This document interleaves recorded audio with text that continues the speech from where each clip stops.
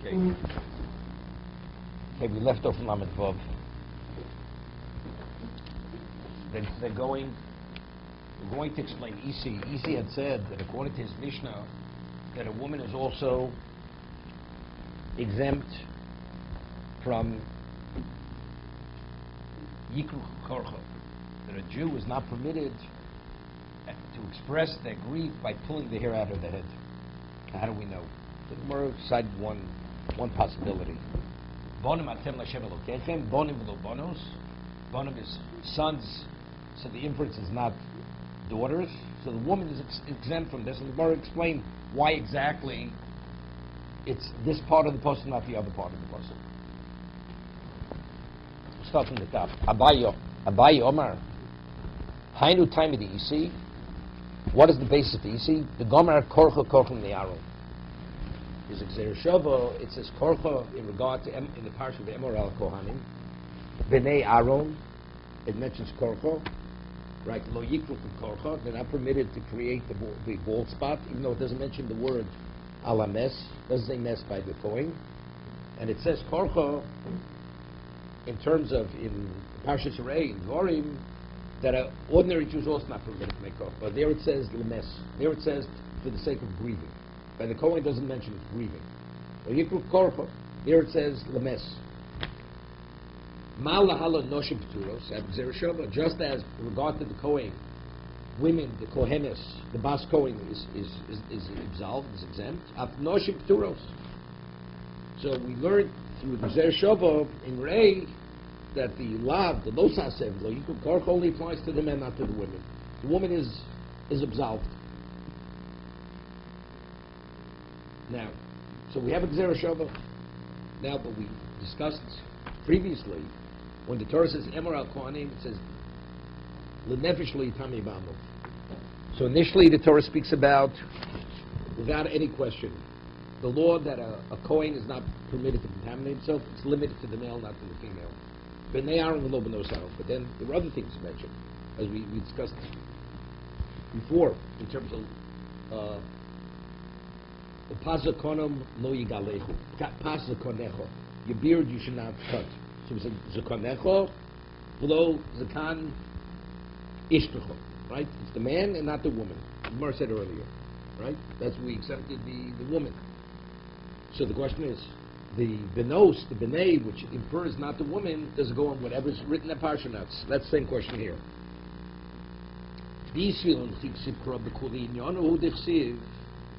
So now the Gemara asks on Abaye, but if factually, if the exemption of the women apply to everything that's discussed in that parsha, what do I need Gzeir Shava to apply it to the Bas Yisrael that she's exempt from Korcha? I have a Kal V'chomer. What's the Kal V'chomer? Teisim Kal V'chomer, V'anamina, what am I going to say? Ma Kohanim Shiri B'ben HaKos HaMitzvahs, Yiseirus. B'nei Aaron V'lo b'nos Aaron. The Kohen with the Torah gives greater mitzvah obligation. And we say it's only applicable to the man and not to the woman.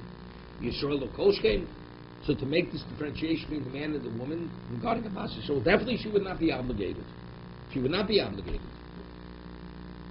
So if so, what do I need the Gzeir Shava? That's the question of Abaye. What do I need a Gzeir Shava? If it's to learn ordinary Yisrael from Bas Kohen, I have a Kal V'chomer.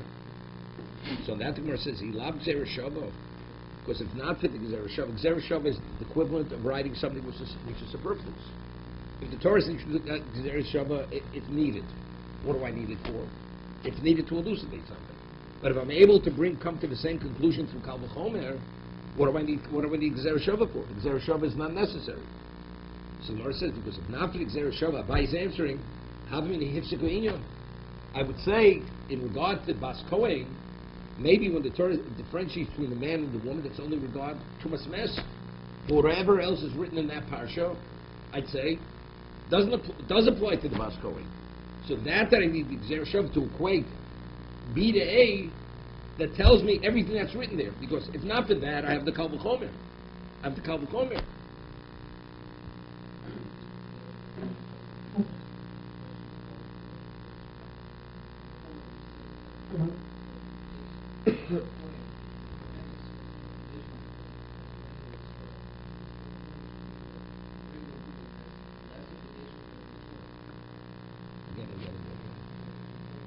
No, but it's the Bas Kohen. The Bas Kohen doesn't have this obligation. But if the Torah wouldn't say an exclusion by the woman, what would I say? She's a Bas Kohen, so she has greater obligation as the male Kohen has greater obligation. And yet, despite that, the Torah exempts her. So the Bas Yisrael should what? Should have greater obligation than the Bas Kohen? Definitely not. We're not coming to exclude the man, the male Yisrael. It says over there he's not permitted. He's not permitted to pull out the hair to grieve.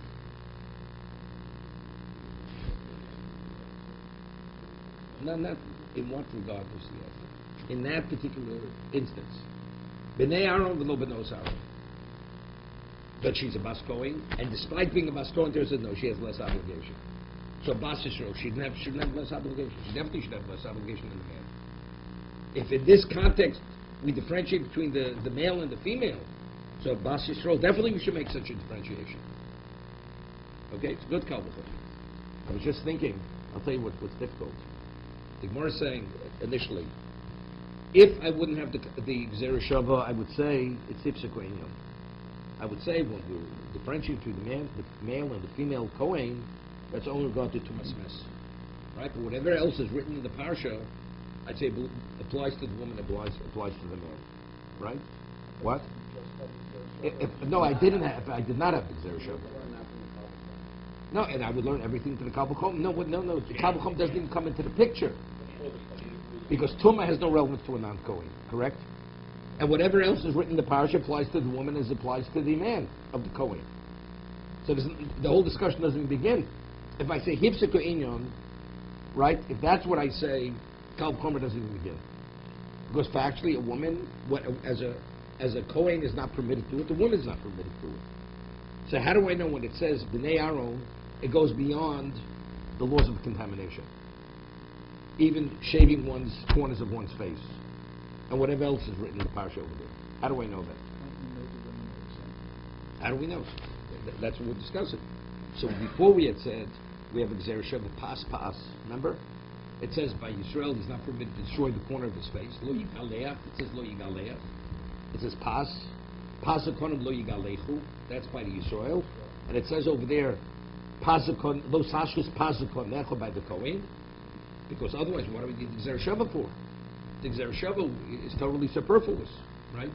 So the Gzera Shava elucidates to give me an understanding that we don't say Hipsik Inyan. The exact same discussion. So, because otherwise the Gzera Shava would be superfluous. So Pas tells me that it's Lo Hipsik Inyan, that whatever it says to the Aaron applies to everything in the Parsha, and therefore I have the Gzera Shava just as over there it's Bnei Aaron v'lo b'nos Aaron. Here it's Bnei Aaron v'lo b'nos Aaron. Correct. That's what the Gemara said before.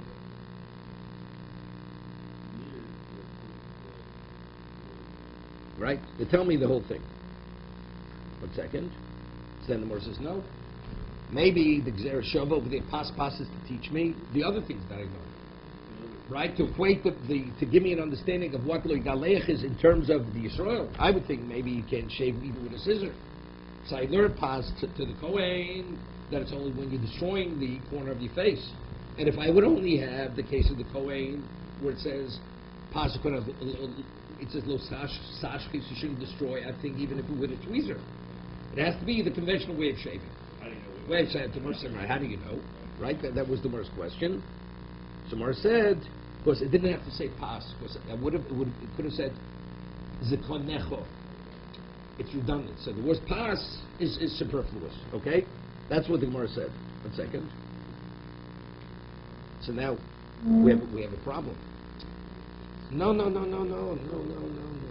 Abayi is saying, if not for korcha, I would say Hipsik Inyan. But I know it's not Hipsik Inyan. Isi agrees that a woman is permitted to remove the facial hair in the way where she's destroying the hair from its root. Correct? He's not arguing, he's adding. Not only is the woman not bound by the law, by the Isser of Giluach, right, Hashchoso, there's something additional. What is that korcha? Wait. So Rabbi says, what is the basis for that? Gzera Shava. Because if not for the Gzera Shava, what would I say? I'd say Hipsik Inyan, but I know it's not Hipsik Inyan. Why? Because I have pas. right? Isi agrees that a woman's permitted to remove facial hair with a razor. How does he know that? Pas. Because otherwise I would say hipsuk inyan in regard to the kohenis. So I already know it's not hipsuk inyan. So once I know it's not hipsuk inyan, so now what do I need? Gzer shava korcha. It's the difficulty. It's the same parsha. It doesn't make a difference. Once I have the first Gzer shava to reveal that it's not hipsuk inyan, now I have the kal v'chomer. Right? So I already know the kohen is exempt if whatever's written in that parsha. Through pas, correct? So if that's the case, what do I need in Gzer Shava? I have a kal v'chomer. If the Bas Kohen is permitted to create the bald spot on behalf of the mess, so Bas shows lo koshke. So what do I need pas? You don't need it. I wouldn't say hipsuk. I'm saying you don't korcha. No, I understand that. No, so I'd say pastas maybe would only be in regard to destroying the corner of your face. But maybe in regard to korcha, maybe not. So that I have the kal v'chomer. Once I know the Bas Kohen is exempt from everything written in that parasha, I don't need the Gzer Shava of korcha. Right? So how do I know it applies to the Bas Yisrael? That's a koshke. It's kal v'chomer. Right? Just a simple understanding. I mean, so what's the value talking about over here? No. The Gemara concluded no. The Gemara says no. The Gzer Shava pas, otherwise it would be superfluous. It can only be coming to teach me that. You know what the answer is? Do you understand what's bothering me? Harvey. Korcha seems to be totally superfluous because the Gemara says, if not for korcha, I would think it would be hipsuk inyan. But I know it's already not hipsuk inyan because of a pas, right? So how do we answer? So I think this is the pshat. Isi agrees that a woman's permitted to destroy the corners of her face with a razor. She has facial hair, she can remove it. But maybe it's hipsuk inyan. Abai. How do I know? The Gemara asks the question, but I need the pas for somebody else. The Gemara says no. I need pas to tell me to equate the Yisrael to the Kohen, vice versa, as we said. The Gemara says, but the Korah could written Shem Zikonecho, then they have to write pas Zikonecho, right? Which is the equivalent of the Gzer Shava, right? That's what the Gemara answered. So the pas is extra. Let's say Yisi disagrees with that. Pas, I need for that particular Gzer Shava. He holds Zikonecho is not the equivalent of Gzer Shava. Right? So if he doesn't know that, how do I, maybe it's hipsuk inyan, so he uses the korcha, which is the equivalent of the pas. So he's learning, how do I know that a woman's permitted to remove the facial hair with the razor? It's based on korcha. That a korcha equates tells me that it's not limited to tumas mes, it goes beyond tumas mes. That's the way he's learning. Because we're going to see in a moment that Rava argued with Abaye because he holds korcha is needed for something. Because the Gemara says, point Abaye, he could have said, kereach. What does it say, korcha? That, the extra hay, that tells me to make this Gzer Shava. Wait, so Rava says, I disagree. Because Rava brings something else. So that's exactly what it is.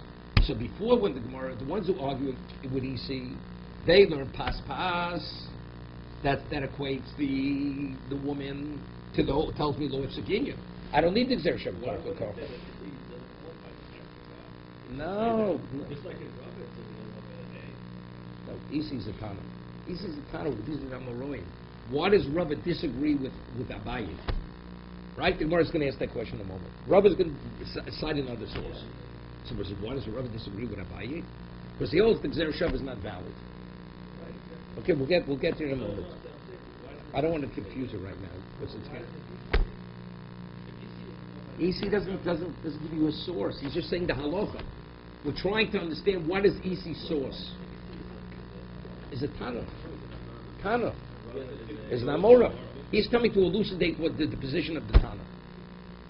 The Gemara says, EC, not only does he say the woman is permitted to use the razor, the law of lo yikru korcha doesn't apply to the woman.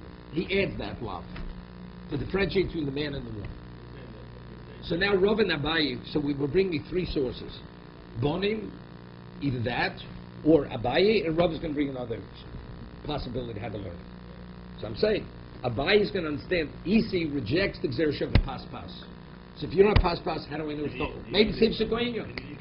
So I need Korcha, right? So what about the one who holds Paspas? Well, I have Korcha. He holds like Rava. No, it's not valid. It's not a valid Gzerah Shava Korcha. Because the hay, he doesn't, because the Korcha I need anyway to learn something else, as we'll see in a moment.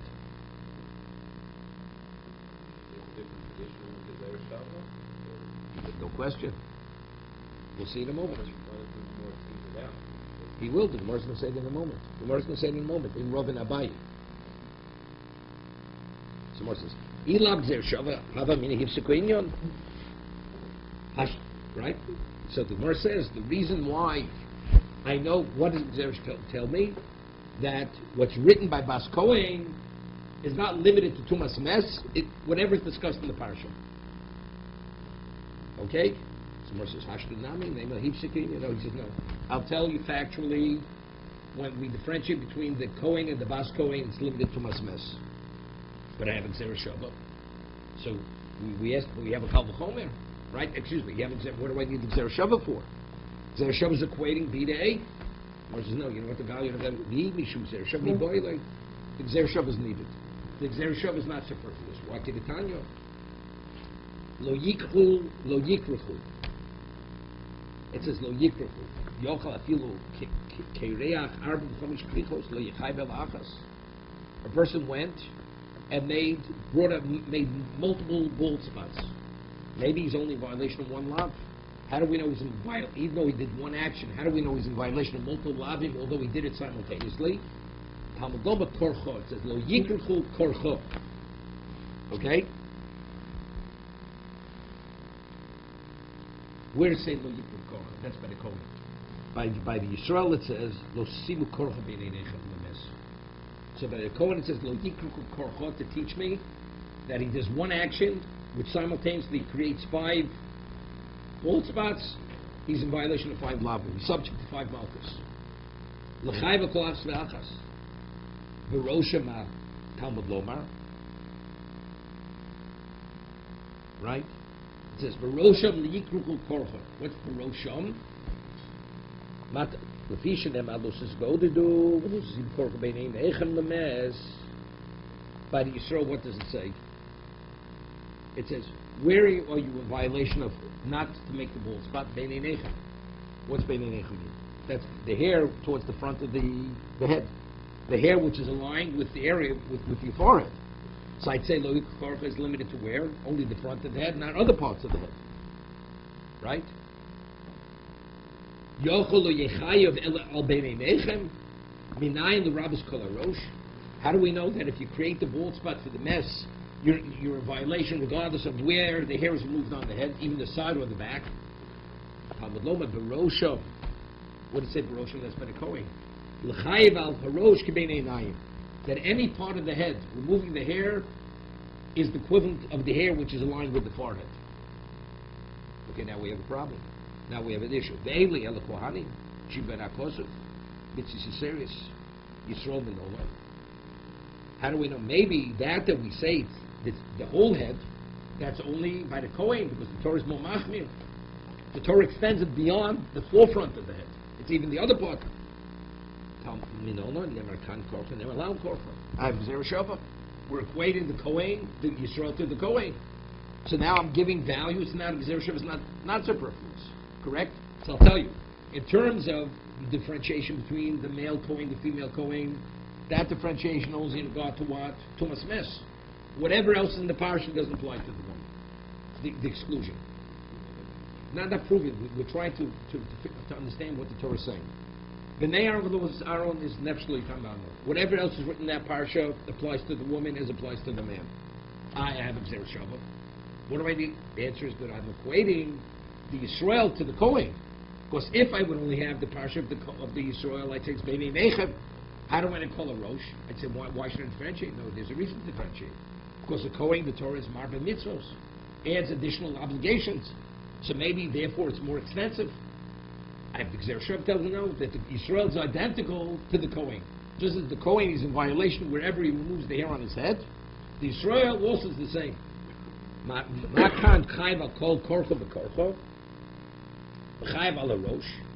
Just as by the Kohen, if he creates 5 bald spots simultaneously, he's liable for each one, and it's regardless of where he creates the bald spot, anywhere on the head. So the same is true regarding the Israel. He's liable for every korcha that he creates, every bald spot. Okay?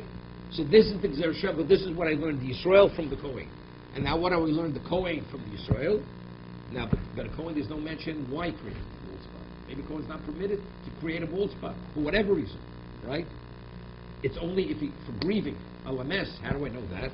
And just as it says in terms of the Israel, it says mes, right? The pasuk is what? Pasuk says explicitly mes, afkanal mes. So we're back to square one. So what do we see? Maybe I'll say hipsikoinyon. Maybe the only source would be learned from Kohen. But maybe in regard to the Kohen, the only differentiation between the male and the female is only in regard to Tumas Mes. Everything else that's written in the Parsha applies to both of them equally. Okay. Nichtov Rachmono, Nichtov Krok. Kereach. My Korcho. Right, it says Lo Sim Korcho. What's the Korcho? Right, it could say Lo Sasimu. Right, it could say Lo Sasimu Kereach.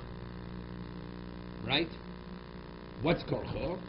Shamid Minor Karti. I learned both. I learned both. Could have said Kereach. The extra hay is to teach me that to make the Gzer Shava. It's the equivalent of writing another word. So you have the word Kereach and you have Korcho. As I have 2 Gzer Shavas. There's Abaye. No, sir. I have another Gzer Shava. So it's superfluous. It's superfluous. So what I need Gzer Shava? That tells me that's Lo Hipsaki Inyon, and I equate the ordinary woman to the Bas Kohen. Right? I'm equating the ordinary woman to the Bas Kohen. Correct. From what? From Kereach. And then you could learn also that women are exempt from the extra day. Like they were Shabbat because the X-rays are like the Torah 2 words. Kereach, Korcho, 2 separate words. Exactly. The 1 word is the equivalent of 2. That's what it's saying. It's very good. Okay? But again, according to Abayis on Sin Isi, once I have this Gzer Shava, I don't have pas anymore. Right? Because what do I need the Gzer Shava? To tell me the Hipsuk Inyan. But I have pas. The answer is, but we had a problem. So we said, because the Konecho is the equivalent of writing pas. So when the Torah said pas the second time, that's superfluous. Abai says, Isi disagrees with that. So therefore, how do I know it's the Hipsuk Inyan? Kereach Korcho. That's how we know it.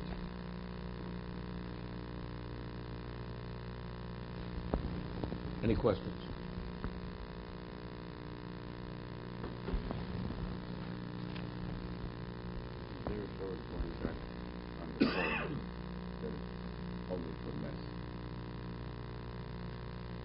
The male Kohen. Right. So for that you don't need an extra Gzer Show. You can use that same Gzer Show that went from the Kohen to the Yisrael. So we're learning both directions. Both directions. Just as the Yisrael is only for Mes, the Kohen is for Mes. And just for the Kohen, it's the whole head. For the Yisrael, it's the whole head. So it's the same discussion. Right. But now how do we bring the woman into the picture? It says Korcho. Torah could have written the word Kereach. Writing the X-rays is if the Torah wrote 2 words. Kereach, Korcho. So what do we need the Gzer Shava? Korcho. The answer is that to elucidate, that's Lo Hipsuk Inyan. Otherwise, what do we need the Gzer Shava for? No, Korcho is going on the bald spot itself. Korcho is the noun. It's both. Korcho. Could either one.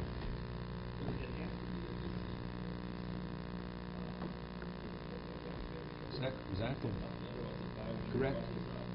Well, Abai, the Gemara is asking. I was trying to say that, why would he bring up this little show? Correct. And now Rubber comes, right? Or Rubber.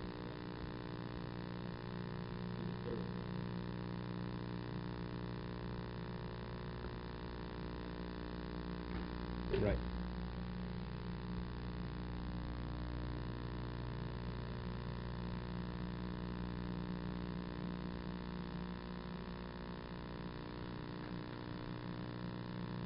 I mean, it's a little okay. We've explained that by. You have to understand factually why does our Mishnah argue with Isi? The Gemara says that's Isi. That's his text of his Mishnah. Our Mishnah says is only in regard to hashchosas pas, destroying the corner of your face. Correct? So, but if you hold pas, we're equating. We're saying that the Kohenis is exempt from everything written in the parsha. So why not in regard to Karcha? Karcha is also written over there, right? That we have to contend with. That's a separate question. Rava Omar Hainu time of the Isi.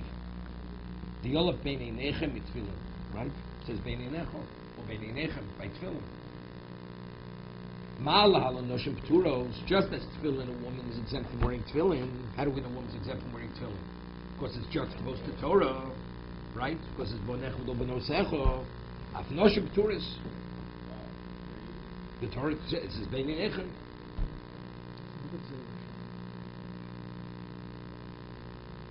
Right. Rava my time lo mekabayi. So what does Rava have to come on to a new source? Why doesn't he concur with Abayi? So he says, Keireach korcha lo mashmalei. To take one word and to create two words as if they're two Gzerah that he rejects.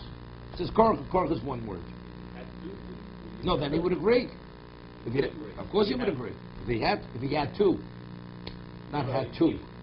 T-W-O. No, but if he had no other, No. would he agree to a bias? No. He just says it's an invalid Gezerah Shal. No. In other words, EC has a source. EC has a source. Maybe I would say that. He'd have no choice but to say that. Would he say that? But he says, but since I have another source, that's not the way you read the word. But I wouldn't understand. No, so that's why it's not superfluous. Rava says, Kerech Korcha is not superfluous because it's written as one word. How do I know that? Because I have another source. Because otherwise that becomes superfluous. One of them is superfluous. Simmer says, Babai might have another Rava. Now it's a good question. We understand why Rava rejects Abaye. Because the Torah says one word. Do I value the one word like two words or like one word? But why does Abaye reject Rava? It says, Beinei Nechem, Amalach Rava, Tefillin Gufay Mihocha Gomamo. He says, the Gzerah itself, this juxtaposition between the two of them, that we have Beinei Nechem to Tefillin, it's I'm learning Tefillin from literally. What does Beinei Nechem mean? It means between your eyes. Right? It says the Karoim, they would wear the Tefillin between their eyes. It's Tzdukim. Why? Because they read the Torah literally. It says you should wear it between your eyes. How do we know Beinei Necho means the hairline, the hair which corresponds to the forehead? How do I know that? Because that I learned, it's Mokum Sar, I learned from what? From the Likur Korcho. That's where I learned from. Omalach Tefillin Gufay Mihocha Gomamo. Malala Mokum She'osim Korcho, Begol V'Shel Rosh. Just as it says in regard to Keireach, it says, Lo Sesim Korcha Beinei Nechem. What does that mean? The Korcha doesn't mean between your eyes, on your forehead. It means the hair which minimally is aligned with the forehead. Okay? So where do you put the tefillin? The location where you put it, not it should hang. The hanocha means the upper part of the head, which is not doesn't go beyond the hairline. Let's stop for a moment. So he's saying that the Rava is circular. A buyer would say that Rava is argument is circular. You can't derive from there because you're already, it itself is a derivation.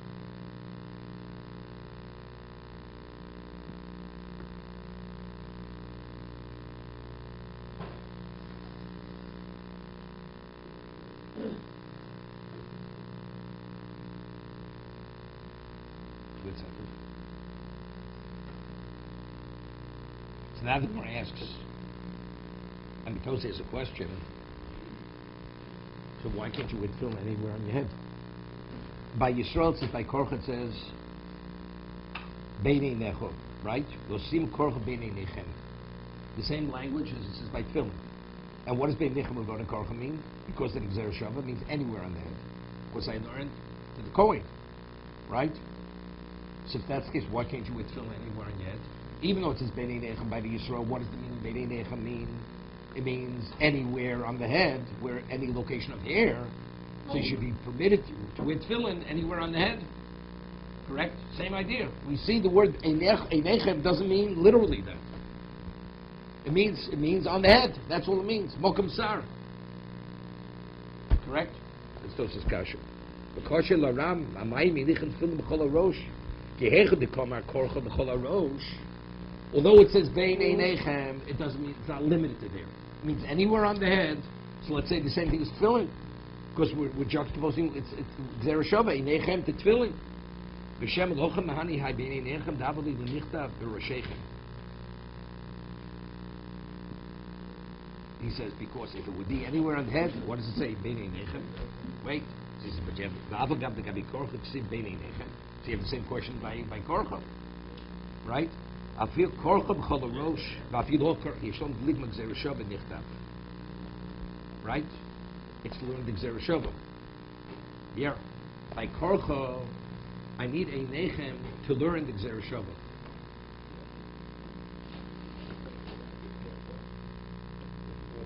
Okay. We'll leave this just this moment. Just go a little further. Make it a little easy. We'll get back to this next week.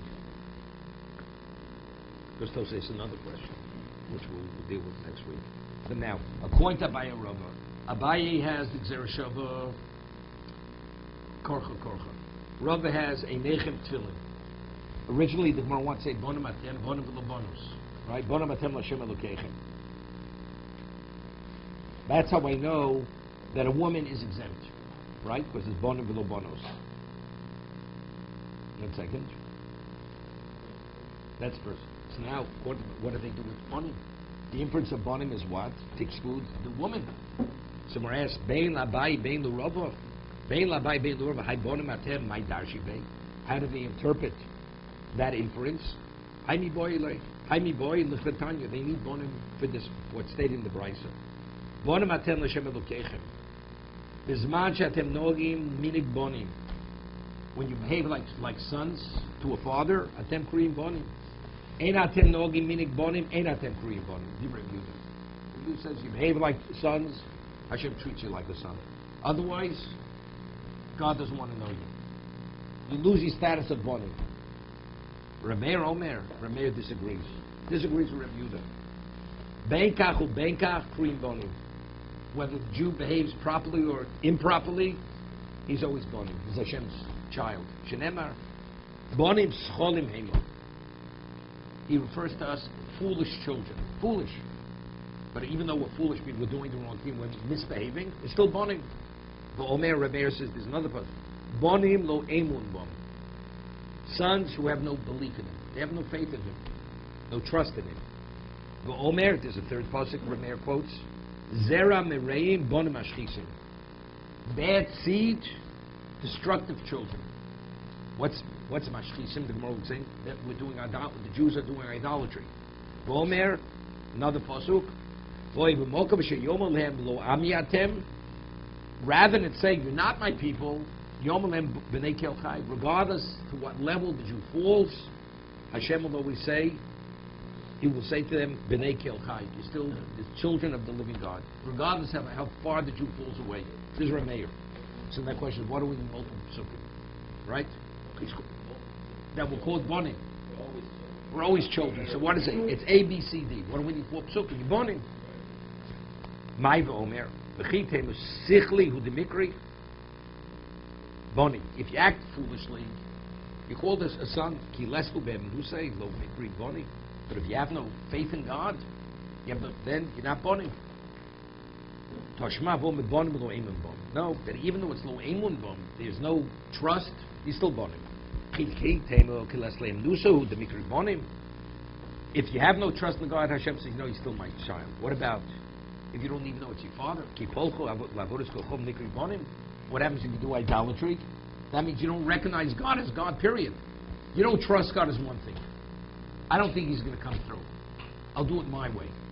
But to deny his existence, to say, go to idolatry, that means already you're severing the whole relationship. You don't recognize him as your father. You're not his son. Toshman, no. Zera mereim bonim ashchisim. That even though you're evil seed, you're bad seed, and you're bonim, mashchisim, you're destructive, but you're still bonim. You're still considered bonim. God's point of view. Maybe even though you consider you, but you're bad children, but you're not people of exalted level, you have no special status. Rather than saying, I don't recognize who you are, you're still princes. You're the children of the living God. Regardless that you turned your back on me, you abandoned me, you're still B'nai El Kel Chai.